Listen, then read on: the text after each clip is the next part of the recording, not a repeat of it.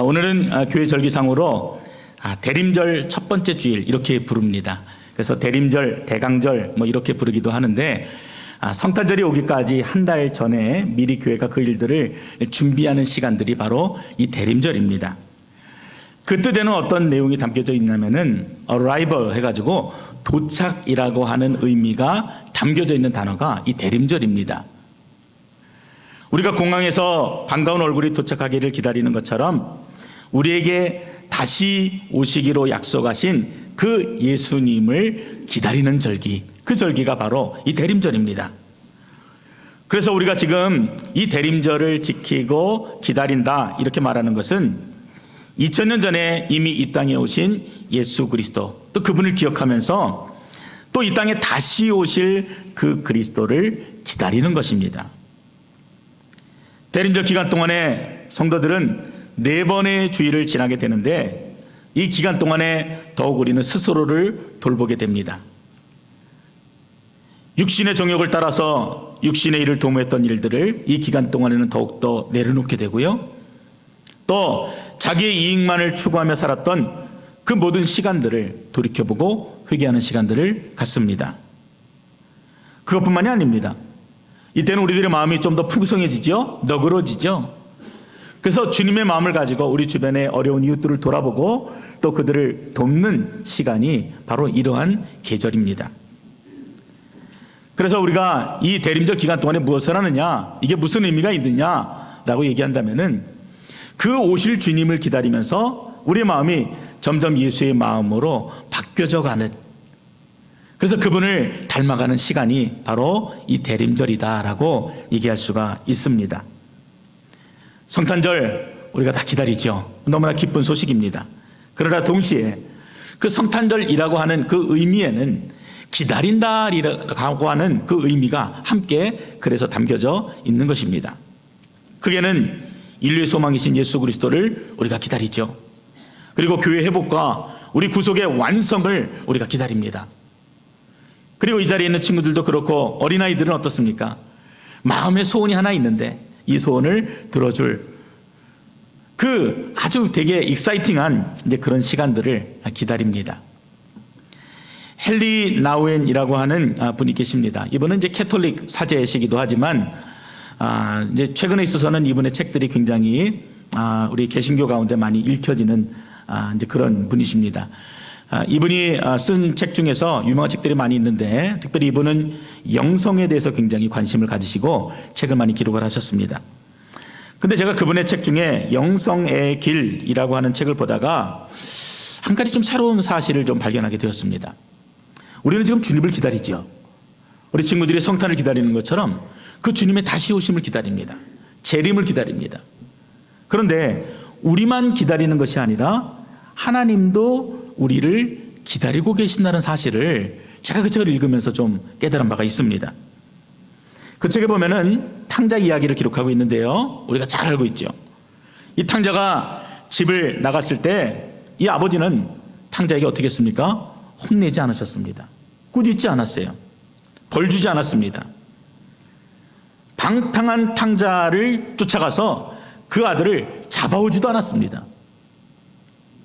아버지가 원했다면 충분히 벌 줄 수도 있었고 잡아올 수도 있었는데 그런데 아버지가 그렇게 하지 않으시고 그냥 기다렸습니다. 아들이 올 때까지 아버지는 그냥 기다린 것입니다.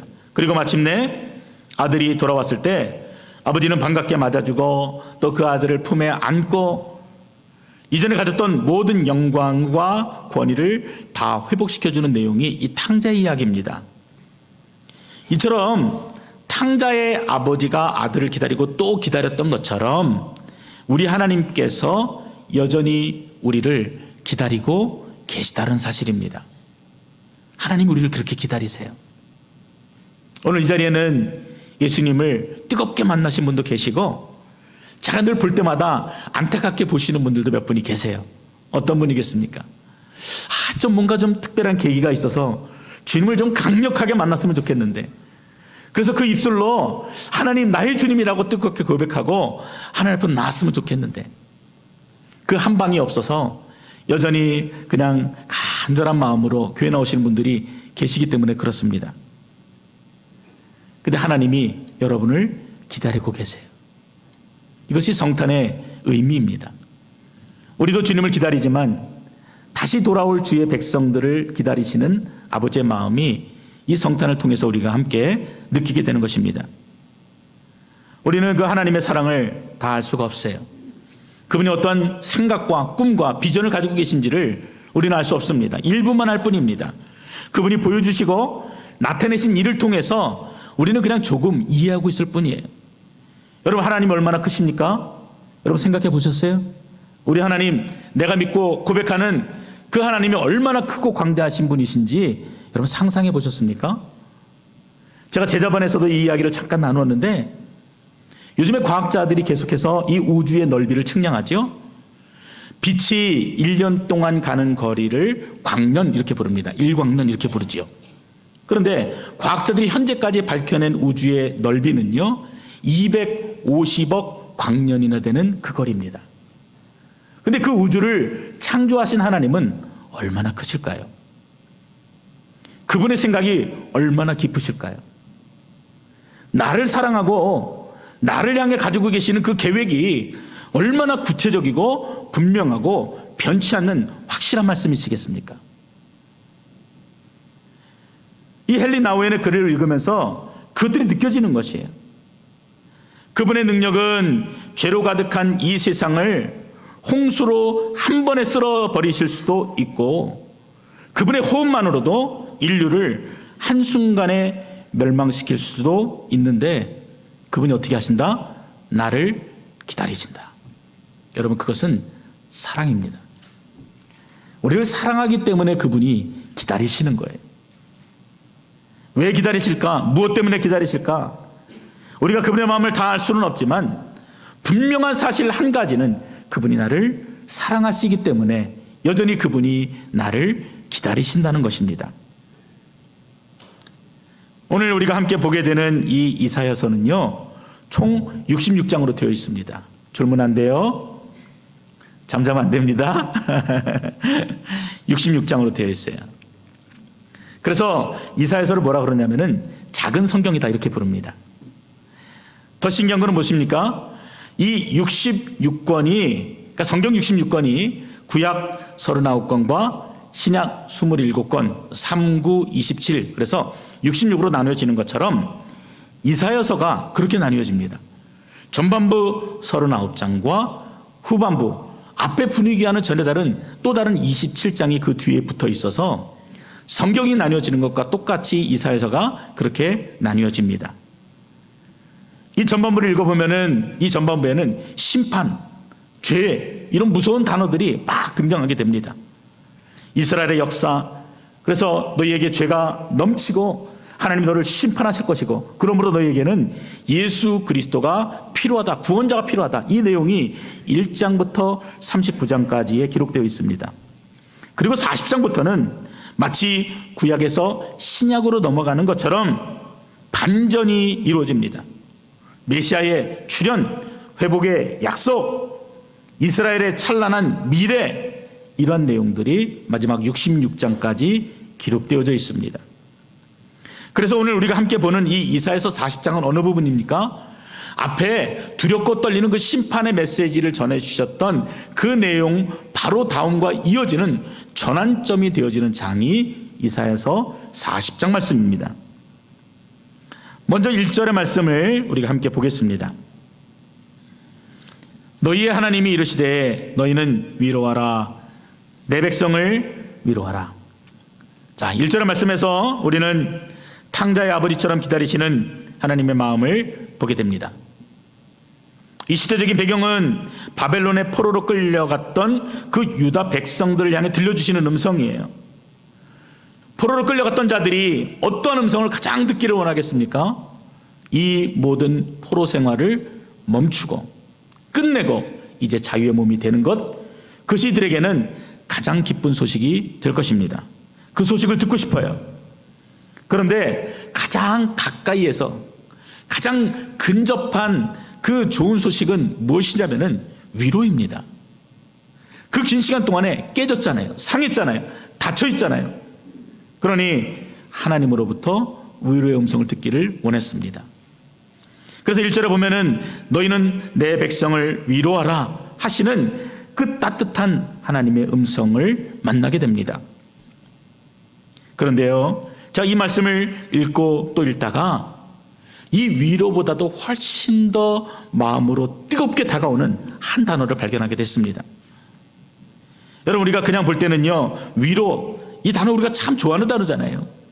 이 단어가 눈에 번쩍 들어오지만 근데 조금 더 이 본문을 구체적으로 보면은 이 위로라고 하는 단어보다도 또 다른 단어, 바로 내 백성이라고 부르시는 하나님을 보게 됩니다. 여러분, 누가 이렇게 얘기하시는 거예요? 하나님이 지금 포로된 이스라엘 백성을 향해서 그렇게 말씀하세요. 그들을 위로하라 말씀하시는데 그 앞에 너희는 내 백성이다 라는 말로 함께 그를 위로하고 있다는 것입니다. 이스라엘의 이 포로 생활을 역사적으로 좀 짚어보면은 그들은 BC 605년부터 세 차례에 걸쳐서 바벨론의 포로로 끌려가게 됩니다. 그리고 BC 586년이 되면은 이미 예언되어졌던 것처럼 이스라엘이 완전히 멸망하게 됩니다. 역사 속에서 이스라엘이 사라져버려요. 뿐만 아닙니다. 이스라엘이 사라져버린 것과 동시에 400년 동안 이어왔던 하나님의 성전, 솔로몬 성전이 완전히 파괴되는, 그래서 어쩌면 가장 혹독한 시즌을 맞이하게 되는 것입니다. 그러면은 왜 이런 비극이 시작되었는가? 궁금하죠? 다니엘서 9장에 보면은요, 다니엘이 나이가 굉장히 많아졌습니다. 나이가 많아져서 한 곳에 있어서 좀 책을 읽었었는데 그때 예레미야서를 읽게 됩니다. 근데 예레미야를 읽다가 그곳에 기록되어진 이 저주와 같은, 이 심판과 같은 이 무서운 경고가 이제 곧 끝날 것이라는 그 희망의 메시지를 이 다니엘이 보게 됩니다. 거기에는 이런 내용이 있는 것이에요. 이제 70년이 차면은 너희가 예루살렘으로 돌아가게 될 것이다. 자, 여러분 생각해 보십시오. 가장 혹독한 계절에 따뜻한 봄 소식 같은 메시지를 들은 다니엘의 반응, 여러분 어떠할 거라고 상상이 되십니까? 저 같은 막 춤을 추겠죠. 야, 이제 끝났구나. 이 포로 생활이 끝나는구나. 자유의 몸이 되어지는구나. 이제 정말 기쁨으로 우리가 하나님을 예배할 수 있구나. 막 뜨거운 마음으로 뛰어다닐 것 같은데 거기에 보면은 다니엘이 이렇게 고백해요. 내가 금식하며 베옷을 입고 죄를 덮어쓰고 주 하나님께 기도하며 간구하기를 결심하고 내 하나님 여호와께 기도하며 자복하였다. 이렇게 나옵니다. 기뻐할 것 같은데 다니엘이 회개한 것입니다. 그것도 철저한 회개의 모습을 보여줍니다. 그리고 그 다음에 이 다니엘의 기도의 제목이 나오는데요, 거기에 이런 내용이 나와 있어요. 지금 이스라엘이 겪고 있는 이 포로 생활과 예루살렘 패망은 원인과 이유를 알 수 없는 그러한 결과가 아니다. 이 모든 일들은 우리 온 이스라엘 백성의 범죄함 때문이다라는 것을 그가 고백하게 됩니다. 11절에도 보면은요, 온 이스라엘이 주의 율법을 범하고 치우쳐 가서 주의 목소리를 듣지 않았다. 이렇게 얘기했습니다. 그래서 다니엘이 그 사실을 깨닫고 슬픔과 참회의 마음으로 금식하며 베옷을 입고 죄를 뒤집어 쓰고 회개했던 것입니다. 하나님께서 이처럼 범죄한 이스라엘을 향해서, 그리고 그들을 심판했던 하나님, 여전히 그 죄값을 치르고 있는 이스라엘 백성을 향해서 여러분 오늘 1절에 뭐라고 하세요? 너희는 내 백성이다.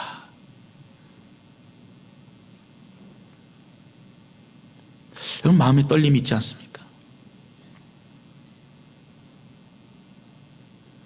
아무런 자격 없는 자를 향해서 여전히 하나님께서는 단호한 음성으로 너는 내 백성이다라고 말씀해 주시는 거예요. 그냥 이 한마디에 마음이 다 녹아내리는 것입니다.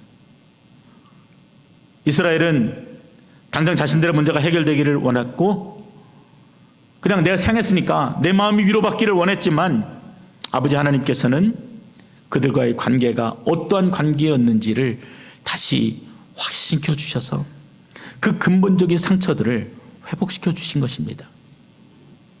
여러분, 이것이 복된 소식, 복음이지요. 내가 공부를 잘하고 내가 잘 나가고 비즈니스가 잘 되고 만사형통이 되고 이런 것들이 복음이 아니라 하나님과의 깨어진 관계가 회복이 되어지고 그분이 나의 아버지가 되어지고 나는 그분의 자녀가 되어지는 것, 여러분, 그것이 진짜 복음인 것입니다. 오늘도 우리의 삶 속에 계시는 하나님, 그리고 우리를 만나주시는 하나님은 그 근본적인 관계를 회복하기를 원하세요. 하나님으로부터 멀어져 있는 자들은 다시 그 자리를 돌이켜서 뜨거운 관계로 회복하기를 원하시고, 그리고 주님이 기다리시고, 아직도 그 주님을 만나지 못한 자에게는 정말 주님이 간절함으로 아버지와 아들과의 관계처럼 온전함으로 회복되기를 원하시는 계절이 바로 이 시간입니다. 우리는 교회 나올 때 저마다의 소원을 가지고 나옵니다.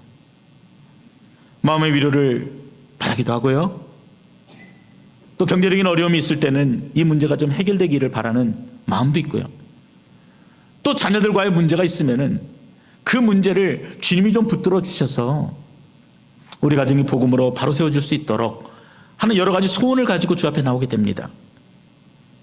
그러나 하나님께서 위로와 함께 궁극적인 관계 회복을 재확인시켜 주시는 것, 그래서 우리가 바라고 원했던 것보다도 더 큰 일들을 이루시는 하나님을 경험하는 시간이 바로 우리의 예배인 것입니다. 오늘 그 하나님이 오늘 여러분을 향해서 나의 백성이라고 부르세요.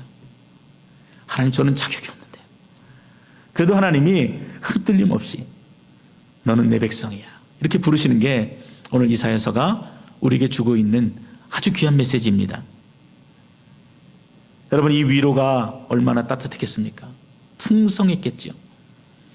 이사야 선지자를 통해서 들려주신 하나님의 그 음성이 얼마나 마음을 울렸겠어요.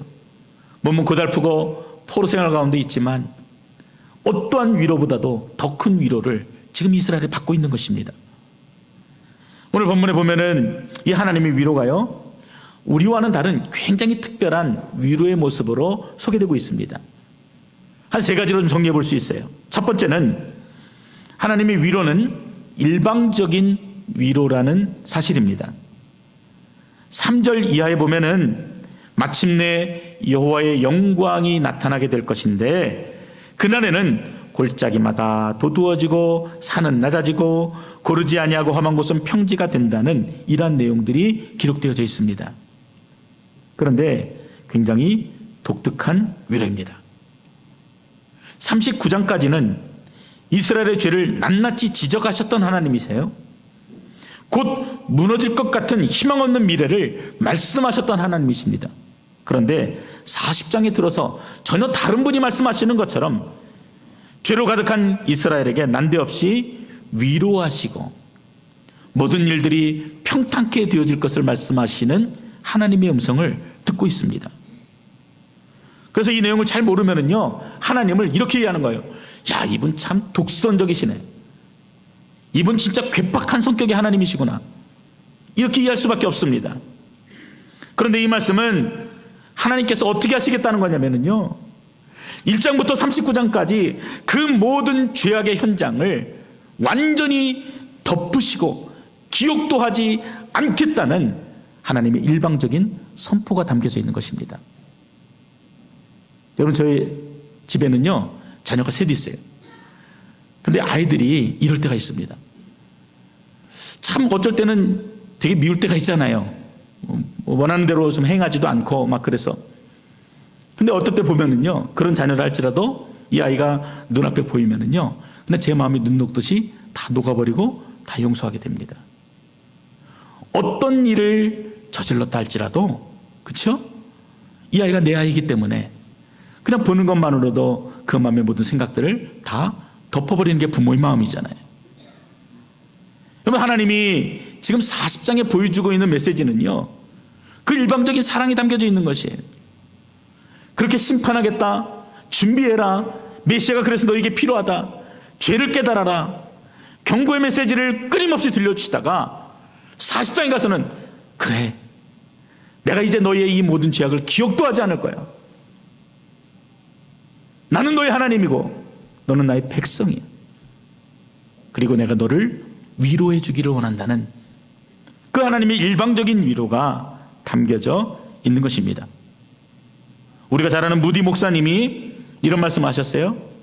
우리가 죄를 덮어버리는 데에는 두 가지 방법이 있다. 하나는 인간의 방법이요, 다른 하나는 하나님의 방법이다. 만약 당신이 죄를 숨기려고 한다면 그 죄는 언젠가 다시 일어날 것이다. 그렇죠. 내가 아무리 감추고 내가 숨긴다라고 그게 여러분 그냥 그대로 있겠습니까? 언젠가는 반드시 드러나죠. 그러나 만약 당신이 주님께서 그 죄를 덮어버리도록 맡긴다면 악마도 인간도 그 죄를 다시는 발견할 수 없게 될 것이다. 저는 이 말에 전적으로 동의합니다. 히브리서 8장 10절 말씀에서도 나는 그들에게 하나님이 되고 그들은 내 백성이 되리라 이렇게 말씀해 주시고 그 뒤에 뭐라고 말씀하시냐면은 내가 그들의 불의를 긍휼히 여기고 그들의 죄를 다시 기억하지 아니하리라 이렇게 말씀하세요. 여러분 얼마나 놀랐습니까? 이 사랑이, 이 놀라운 위로가, 이 일방적인 주님의 선포가 오늘 저와 여러분에게 임한 바로 그 사랑입니다.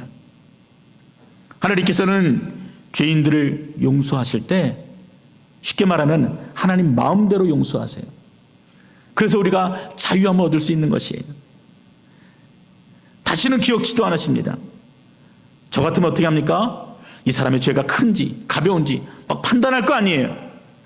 그리고 제가 뒤끝이 남아있어서요, 용서했다 얘기하면서도요 뒤에서는 막 미워하고 싫어하는 감정을 가지고 있을 텐데 하나님 전혀 그렇게 하지 않으세요.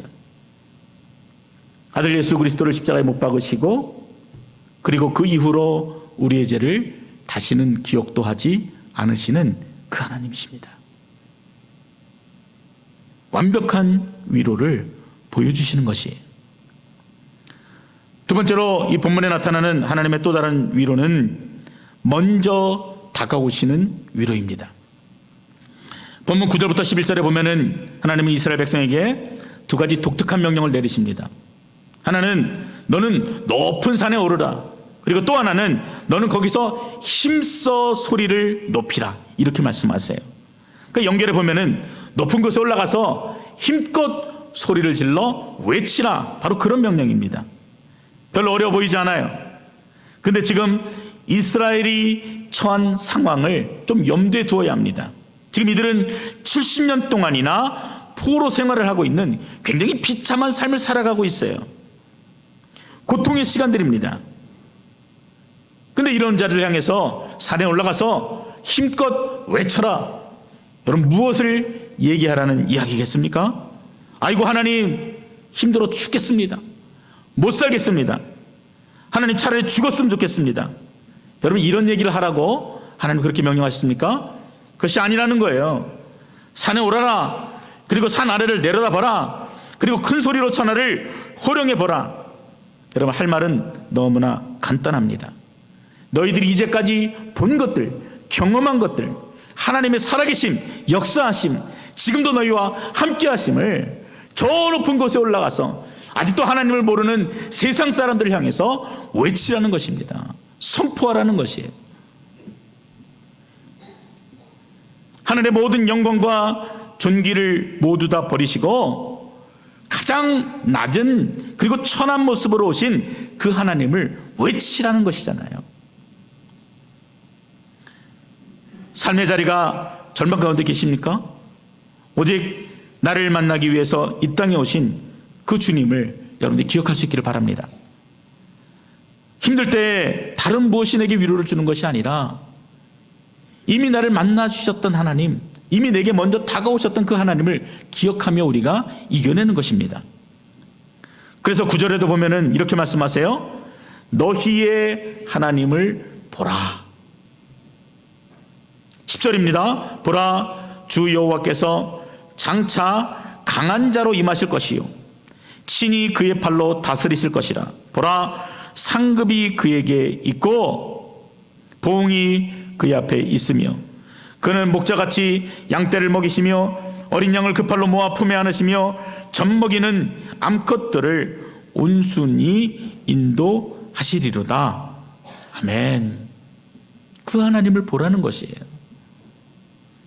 우리가 그것을 알게 될 때 우리 마음이 풍요로워집니다. 따뜻해집니다. 하나님의 사랑을 잃어버리고 나를 만나 주셨던 그 하나님을 기억하지 못할 때 우리 마음이 외롭고 고통스러운 것이에요. 얼마 전에 며칠 전이지요. 인도네시아 발리섬에 화산 폭발로 인해서 발이 묶였던 많은 여행객들이 있었습니다. 그런데 한국에서 비행기를 보내서 전세기를 특별히 보내서 그것에 발이 묶였던 자들을 한국으로 데리고 왔어요.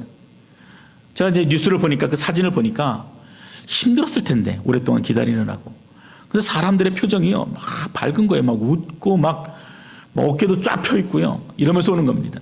그래서 기사를 읽어보니까 그 많은 나라가 있었는데 대한민국에서 자기를 기억하고 잊지 않고 도와주려고 전세기까지 띄워서 이렇게 우리를 데려간다는 그 사실에 너무나 감격이 되었다는 것입니다.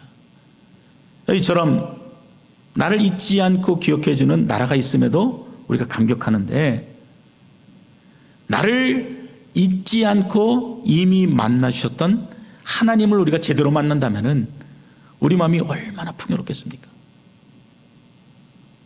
오늘 이사야서가 우리에게 금성을 들려주는 것이에요.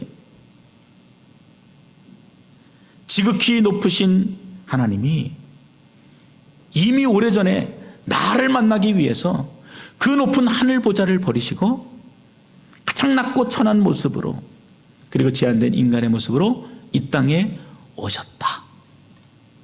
그 일방적인 사랑을 얘기해 주십니다. 이게 성탄의 소식이잖아요.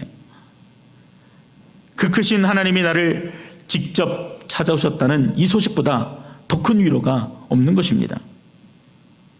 그렇게 나를 찾아오신, 그렇게 먼저 찾아오신 하나님을 만나면은, 그래서 그분이 함께 한다는 사실을 알게 되면은 내가 가지고 있는 이 상처가 얼마나 크고 깊은지, 또 무겁다 할지라도 우리는 그로부터 충분한 위로와 소망을 가질 수가 있는 것입니다. 예수님께서는 사마리아 여인, 아무도 찾지 않는 그 여인에게도 먼저 다가가셨습니다. 뽕나무 위에서 예수님을 바라보았던 세리장 삭개오, 아무도 그에게 다가가지 못했고 손가락질했지만 예수님은 그를 먼저 찾아가셔서 그에게 말을 걸어주셨습니다. 멀리 생각할 것도 없어요. 여러분, 우리가 어떻게 이 자리에 있게 됐습니까? 내가 하나님을 찾아갔습니까? 아니면 하나님이 나를 찾아오셨습니까? 성경이 말씀합니다. 로마서 5장 8절 말씀이죠.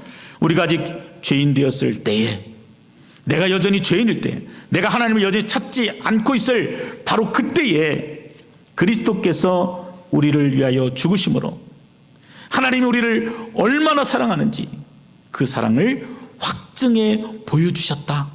그렇게 말씀합니다. 우리가 아직 죄인 되었을 때에 그분은 유대 땅 베들레헴의 연약한 인간의 모습으로 오셨습니다. 우리가 여전히 다가서지 못할 때 그분이 먼저 다가왔고 이런 나를 위해 친히 십자가에 달리신 것입니다. 우리가 그분을 찾아간 것이 아니에요. 그분이 우리를 찾아오셨습니다. 우리가 그분을 찾아가 위로를 받으려고 한 것이 아니라 그분이 우리가 위로가 필요한 것을 아시고 친히 우리를 찾아와서 위로해주고 계시는 것입니다. 오늘 예배를 통해서 여러분이 그 위로를 받으실 수 있기를 바랍니다.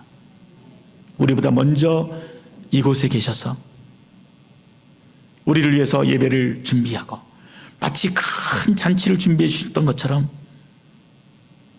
함께 기뻐하며 경배 드릴 때 우리 마음을 위로하시는 그 여호와의 크신 사랑을 우리가 경험하는 것이 예배입니다. 마지막으로 하나님께서는 우리를 강한 팔로 위로하십니다. 10절을 다시 보면은 보라, 주 여호와께서 장차 강한 자로 임하실 것이요 친히 그의 팔로 다스리실 것이라. 보라, 상급이 그에게 있고 보응이 그의 앞에 있으며.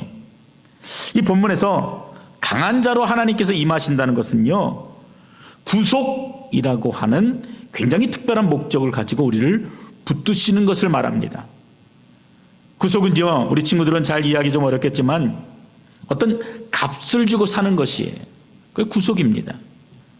하나님께서 강한 자로 임하신다? 어떤 값을 주고 사기 위해서 하나님께서 그렇게 하셨다라는 내용입니다. 여러분, 무슨 값이겠습니까? 그것은 우리가 죄로 인해서 죽을 수밖에 없는 그 값을 대신 하나님이신 그분이 치르시기 위해서, 갚기 위해서 주님이 강한 자로 임하셨다라는 것이에요. 11절에도 보세요. 그 강하신 하나님께서 저와 여러분을 먹이시기 위해서 푸른 초장 쉴 만한 물가로 인도하십니다. 악한 나를 보호하시기 위해서 그분이 졸지도 아니하시고 주무시지도 아니하십니다.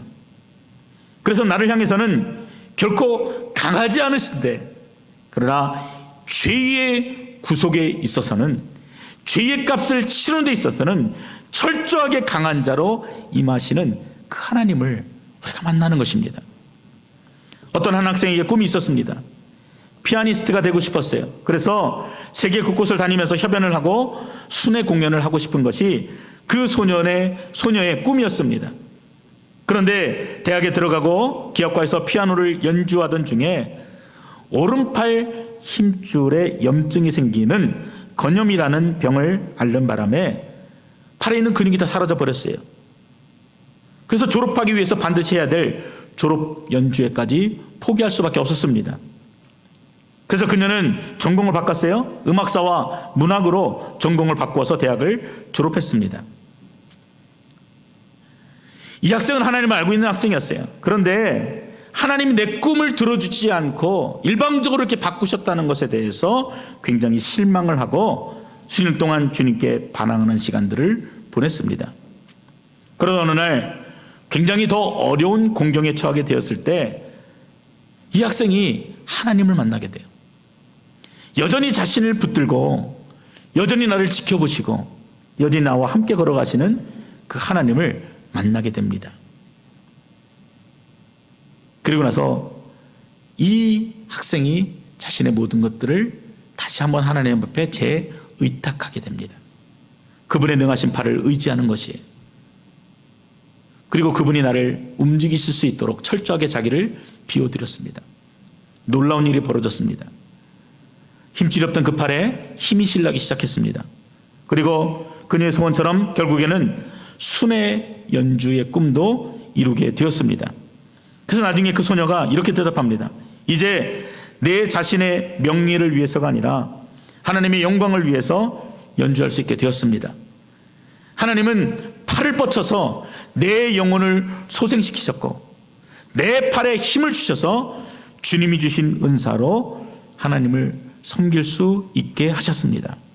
여러분, 그 하나님의 전능하신 팔이, 권능하신 팔이, 강하신 팔이 지금 우리에게도 뻗쳐 있음을 믿으시기 바랍니다. 아멘. 지금 그분의 팔이 우리를 붙드시는 거예요. 나에게는 힘줄도 없는데 모든 근육들이 다 사라져 버렸지만 그 전능하신 팔을 우리가 온전히 의지하게 될 때 우리가 겪고 있는 상황과 형편이 어떠하든 간에 결코 우리는 하나님의 사랑에서 끊어질 수가 없다는 것을 말해주는 것입니다. 누가 우리를 그리스도의 사랑에서 끊으리요? 환난이나 곤고나 박해나 기근이나 적신이나 위험이나 칼이라. 내가 확신하노니 사망이나 생명이나 천사들이나 권세자들이나 현재일이나 장래일이나 능력이나 높음이나 기쁨이나 다른 어떤 피조물이라도 우리를 우리 주 예수 그리스도 안에 있는 하나님의 사랑에서 끊을 수 없으리라. 아멘.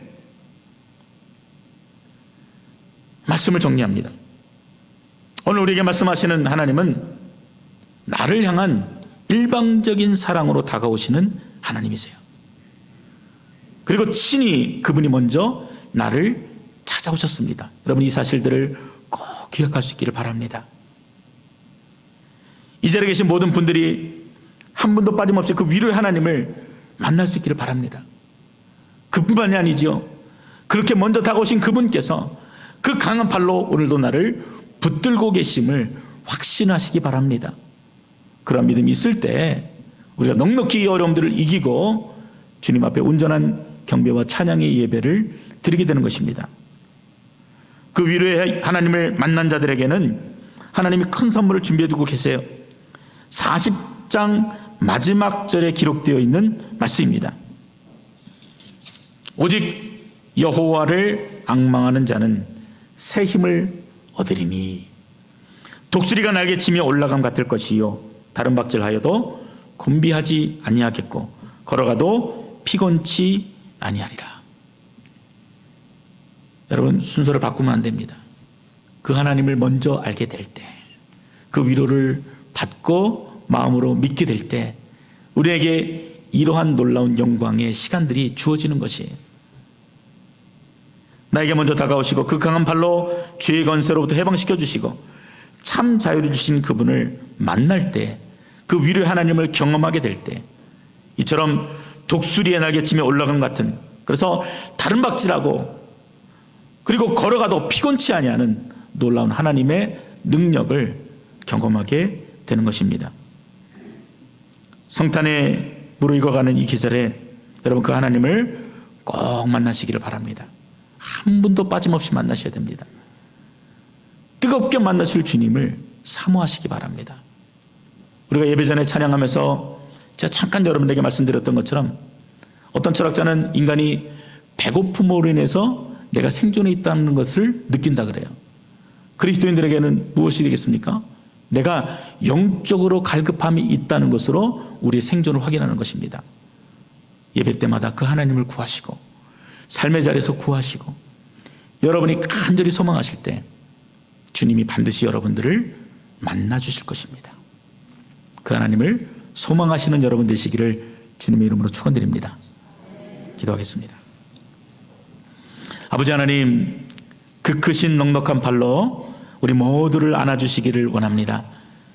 하나님, 여러 가지 어려움과 또 근심과 걱정 가운데 있는 형편들을 주님이 아시오니 그 위로의 하나님, 내 백성이라 부르시는 그 크신 하나님을 만나게 하시고 또 깊게 경험하게 하시고 고백하는, 선포하는 귀한 은혜가 넘치게 하여 주시옵소서. 예수님의 이름으로 기도드렸습니다. 아멘.